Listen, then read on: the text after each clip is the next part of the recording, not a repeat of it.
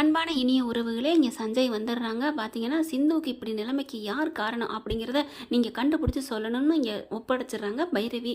பைரவி சொல்லிட்டு அதுக்கு அப்பீல் இல்லையா, அதனால் என்ன பண்ணுறாங்க, ஒவ்வொருத்தங்களாம் கூப்பிட்டு வச்சு விசாரிச்சுட்டு இருக்காங்க. யார் அவங்க வீட்டுக்குள்ளேயே தான் எங்கே போனாங்க, என்ன ஆனாங்க அப்படிங்கிறத கேட்டுக்கிட்டு இருக்கே, அங்கே யார் யார் போனது அப்படின்னு சொல்கிறாங்க. அங்கே என்னோட சேர்ந்த ஸ்டாஃப்ஸ் எல்லாம் வந்தாங்க அப்படிங்கிறாங்க.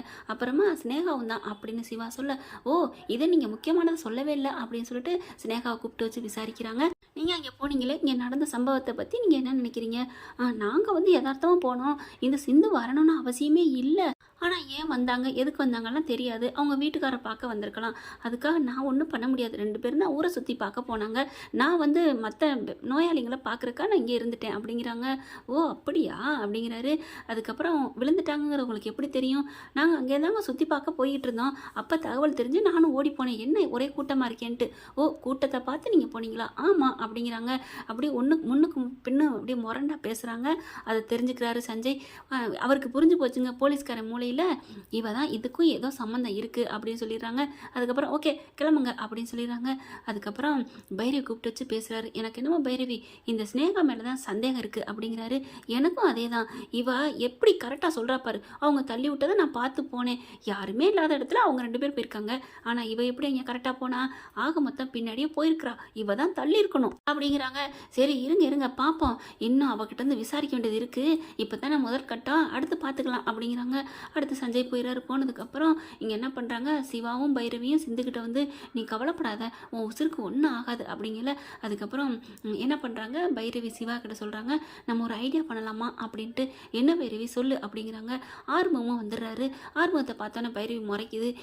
என்னையண்டி முறைக்கிற அப்படிங்கிறாங்க. இல்லை நீ இருக்கே, அதான் உன்னை நம்பி எப்படி சொல்கிறது அப்படிங்கிறாங்க. என்ன நீ, அது யார், என் பையன் சிந்து, என் சிவாவோட ஒய்ஃபு, அவன் நல்லா இருக்குன்னு நான் நினைக்க மாட்டேனா அப்படிங்கிற. சிவா வந்து ஐயோ ஆர்மன் இருக்கட்டும், நீ சொல்லுங்க பைரவி அப்படிங்கிறாரு. அப்போ சில பல ஐடியாவில் சொல்கிறாங்க. ஓகே சூப்பர், நல்ல ஐடியாவாக இருக்கே அப்படிங்கிறாங்க. ஆறுமுகமும் நல்ல ஐடியா பைரவி சூப்பர் அப்படிங்கிறாங்க. சொன்னதுக்கப்புறம் நல்ல ஐடியா பைரவி அப்படின்னு சொல்லிட்டு, உங்களுக்கு இது தோணலையோ? என்ன பைரவி பாராட்டினாலும் திட்டுற அப்படிங்கிறார் ஆறுமுகம். சிவா இருந்துட்டு என்ன ஏன் இங்கே வந்து சண்டை அப்படிங்கிறாங்க. அதுக்கப்புறம் சிந்து உனக்கு புரியுதா, நாங்கள் சொன்ன மாதிரி நீ நடந்துக்குவியா அப்படிங்கிறாங்க. நடந்துக்கிறேன் டாக்டர் அப்படிங்கிறாங்க. அதுக்கப்புறம் அவங்க ஏதோ பொருள் வாங்க போயிடுறாங்க. அப்புறமா இங்கே பைரவி நீ கரெக்டாக அங்கே நின்றுக்க, நான் கூப்பிடுவேன் வரணும் அப்படின்னு சிவா என்ன பண்ணுறாங்க, மருந்து கொடுக்குறாங்க. கொடுத்த கையோட நர்ஸை கூப்பிட்றாங்க. அவங்களுக்கு ஃபேவரட் நர்ஸ்ன்னு இருப்பாங்க இல்லையா, அவங்க கிட்ட விஷயத்தை சொல்கிறாங்க. ஓகே சார் கண்டுபிடிச்சலாம் சார், நான் உதவி பண்ணுறேன் சார் அப்படின்றாங்க. அதுக்கப்புறம் இவர் சிவா வெளியில் ஃபோன் பேசிட்டு போயிடுறாங்க. கரெக்டாக ஸ்னேகா அந்த பக்கம் வர நேரமாக பார்த்து ஐயோ சிந்து மேடம் சிந்து என்னாச்சு மேடம் அப்படின்னு சொல்லிட்டு, சார் டாக்டர் சார் அப்படிங்கிறாங்க. அங்கே பைரவி ஓடி வருது, சிவாவும் ஓடி வராங்க. என்னாச்சு? இல்லை இப்போ தான் மருந்து கொடுத்தேன், நீங்கள் கொடுத்த கையோட கொஞ்ச நேரத்தில் பார்த்தா ஃபிட்ஸ் வந்துருச்சு, கூப்பிட்டு பார்க்குறேன், எதுவுமே சொல்ல முடியாமல் கண்ணை மூடிட்டாங்க, சீக்கிரம் ஓடியாங்க டாக்டர் அப்படிங்கிறாங்க. ஓடி போய் பார்க்குறாங்க. ஸ்னேகாவுக்கு சந்தோஷம் தாங்கலை.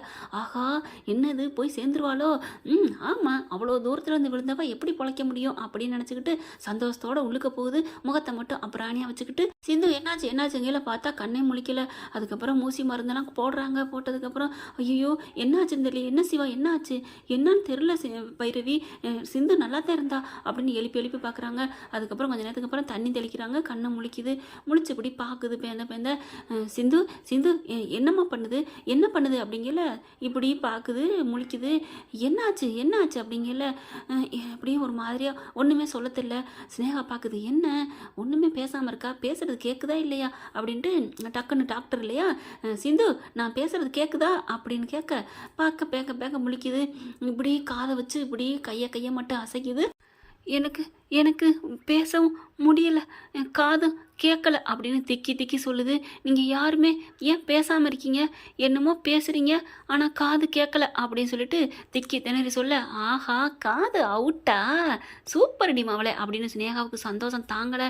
அதுவும் இல்லாமல் வாயும் பேசலை போல இருக்கே, திக்கில பேசுகிறா அப்படின்னு ஸ்னேகாவுக்கு சந்தோஷம் தாங்கலை. அடுத்து பார்த்தா ஐயோ சிந்து நீ எப்படி வாய் பேசுவியே, வாய் போச்சா, ஐயோ உன் காது கேட்கலையா அப்படின்னு சொல்லிட்டு இப்படி கரெக்டாக ஒன்று சொன்ன மாதிரி சிவாவும் பைரவியும் அடிச்சுட்டு அழுகுறாங்க. சிந்து சிந்து அப்படிங்கல நீங்கள் என்ன சொல்கிறீங்க? ஒன்று பைரவி பேச முடியல அப்படின்னு கண்ணை மூடிடுது. கண்ணை மூடினாலும் மனசுக்குள்ளே ஒரு நிம்மதி. நம்ம டாக்டர் சொன்ன மாதிரியே நம்ம கரெக்டாக நடிக்கிறோமா அப்படின்னு மனசில் நினச்சிக்கிறது. அப்படியே அழுகுறாங்க. சிந்து சிந்து அப்படின்னு சொல்லிட்டு பைரவி பார்க்குது. அழுகாதீங்க, பேசாமல் இருங்க சிவா, இருங்க பொறுமை. இப்போ என்ன அவளுக்கு காது தானே இப்போ கேட்கல, பார்த்துக்கலாம், அவள் உயிரோடு இருக்கால, எனக்கு அதுதான் பெருசு, அதான் முக்கியம் அப்படிங்கிறாங்க. அடுத்து பார்த்தா டெஸ்ட்டெல்லாம் சில பல எடுக்கிறாங்க. அதுக்கப்புறம் இதில் பார்த்துக்குவோம் அப்படின்னு சொல்லிட்டு அந்த டெஸ்ட் ரிப்போர்ட்லாம் பார்க்குறாங்க. அவளுக்கு காது கேட்குறது போயிடுச்சு அப்படின்னு வந்திருக்கு ரிப்போர்ட்டு. அப்படியே அதை அவங்களா சொல்லிக்கிறாங்க. ஸ்னேகாவுக்கு சந்தோஷம் ஏன்னு போய் ரூமுக்குள்ளே போயிட்டு ஒரே ஜாலியாக ஆடுது பாடுது. அப்பா நல்ல ஜாலி, ஐயா அவளுக்கு காது போச்சு, வாய் போச்சு, இன்னும் கொஞ்ச நேரத்தில் அவளுக்கு உயிரே போகிற அளவுக்கு நான் பண்ணுறேன் அப்படின்ட்டு சந்தோஷப்படுது. அதுக்கப்புறம் பைரவி நீங்கள் இருங்க, நான் போயிட்டு வரேன் அப்படின்னு சொல்லிட்டு வீட்டுக்கு போயிடுறாங்க. வீட்டுக்கு போயிட்டு நான் எல்லாம் ஃப்ரெஷ்ஷப் ஆகிட்டு உங்களுக்கு சாப்பாடு கொண்டு வரேன் அப்படின்ட்டு போயிடுறாரு சிவா போனதுக்கப்புறம் பைரவி பார்க்குது. இருடி மவளை, உனக்கு இருக்கு கச்சேரின்னு சொல்லிட்டு என்ன பண்ணுறாங்க, மொபைலை கரெக்டாக ஆன் பண்ணி வீடியோவோட வச்சுட்டு போயிடுறாங்க. அதுக்கப்புறம் அங்கேருந்து வராங்க. இங்கே பைரவி சிந்து தூங்கிக்கிட்டு இருக்கா. நர்ஸுக்கிட்ட சொல்லுது, இங்கே பாருமா தூங்கிக்கிட்டு இருக்கா, பத்திரம் பார்த்துக்க, நான் கொஞ்சம் வெளில போயிட்டு வந்துடுறேன் அப்படின்னு போக, ஆகா எல்லாம் போராளுகளே அப்படின்ட்டு நர்ஸை பார்க்குறாங்க. என்னம்மா பண்ணிகிட்ருக்க? ஒன்றும் இல்லை டாக்டர், பார்த்துக்கிட்டு இருக்கேன் அப்படிங்கிறாங்க. சரி போயிட்டு எனக்கு ஒரு டீ வாங்கிட்டு வா அப்படின்னு சொல்லி போக சொல்லுது.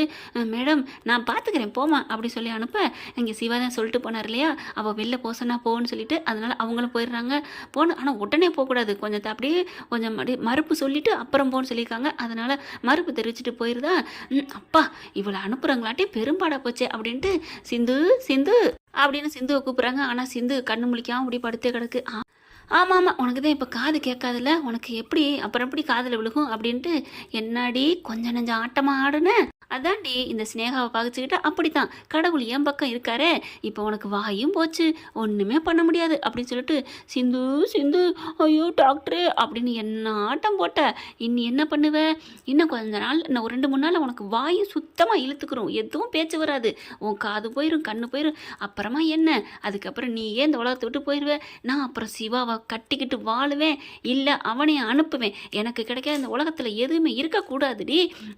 என்னம்மா ஆட்டம் போட்டு என் கண்ணு முன்னாடி கொஞ்சிறியோ, அப்படியே போட்டிங் போகிறது என்ன, தூக்கிக்கிட்டு போகிறது என்ன, எனக்கு எப்படி வயிறு எரியும். 3 வருஷம்டி, 3 வருஷம் நான் அவரை லவ் பண்ணியிருக்கேன், எப்படி இருக்கும், சும்மா விடுவேனா என்ன, கடவுளாக பார்த்து உன்னை நீயே விழுத்துக்கிற மாதிரி பாவலா காமிச்ச, நான் உண்மையிலே உன்னை தள்ளி விட்டமுல்ல அப்படிங்கிற அப்படி தூக்கி வாரி போடுது. அட்டி பாவி நீந்தானா அப்படின்னு சொல்லிட்டு மனசுக்குள்ளே வெம்பிக்கிட்டு இருக்காங்க நம்ம சிந்து.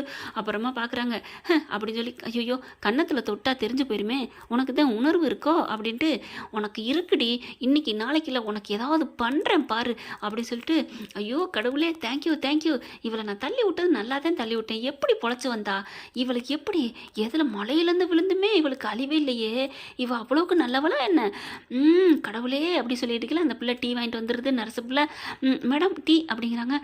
சரிம்மா, என்ன எவ்வளோ லேட்டு, இல்லை அங்கே லேட் ஆயிடுச்சு, கூட்டம் அதிகம், சரி இப்போ லேட்டாக வந்து தப்பு இல்லை, மனசார நான் திட்டிக்கிட்டேன் அப்படின்னு அங்கேருந்து கிளம்புது. அதுக்கப்புறம் ஸ்னேகா வந்துட்டு போனதை டாக்டருக்கு சொல்கிறாங்க. டாக்டரும் பைரவி வந்துடுறாங்க. அதுக்குள்ளே இங்கே சிந்து எந்திரிச்சது. பாத்தியா என்னென்ன பேசிட்டு போகிறாங்க தெரியுமா, என்ன மேடம் என்ன பேசுனாங்களா, இப்போ வந்துடுவாங்கள்ல, வந்ததுக்கப்புறம் சொல்கிறேன் அப்படிங்கிறாங்க. கரெக்டாக 2 பேரும் வந்துடுறாங்க. வந்ததுக்கப்புறம் கதவை தாப்பா போட்டுட்டு அந்த வீடியோ எடுத்து பார்க்குறாங்க. அதுக்கு முன்னாடி சிந்து சொல்லிடுது, எல்லாத்தையும் அவள் தான் தள்ளி விட்டுருக்கா டாக்டரே அப்படின்ட்டு. என்ன சிந்து சொல்கிறேன்ட்டு போட்டு பார்க்குறாங்க. அப்படியே ஆடி போகிறாங்க. அடி பாவி இவ தான் எல்லாம் பண்ணாளா, ஆனால் பாதியாக தாங்க தெரியுது, முகம் முழுசாக தெரியாமல் போயிடுச்சு. இந்த பிள்ளை இங்கிட்டு வந்து நின்றுருது, அதனால் பாதி தான் தெரியுது. பார்த்தா தள்ளி விட்டுருக்கா அம்மாடி அப்படின்ட்டு பைரவி செம்ம கோத்தோட கிளம்புது. இருங்க பைரவி இருங்க, பொறுமை, அவள் மூஞ்சி என் மூஞ்சி இல்லைன்னு சொன்னாலும் சொல்லுவா. அதை எப்படி சொல்ல முடியும், வெளியில தான் கேமரா இருக்குல்ல, இந்த ரூமுக்குள்ளே வந்தது போனது எந்த மணிக்கு எத்தனை டைம்னு தெரியுமே அப்படிங்கிறாங்க. அதுக்கப்புறம் என்ன பண்ணுறது, இவளை சும்மா விடக்கூடாது அப்படின்னு சொல்லிட்டு செம்ம காண்டில் கோவத்தில் வர்றாங்க. சிந்துவும் சிவாவும் வேகமாக எந்திரிக்குது. சிந்து நீ இரு அப்படின்னு சொல்லிட்டு கிளம்புறாங்க. போலீஸுக்கும் ஃபோன் பண்ணிடுறாங்க.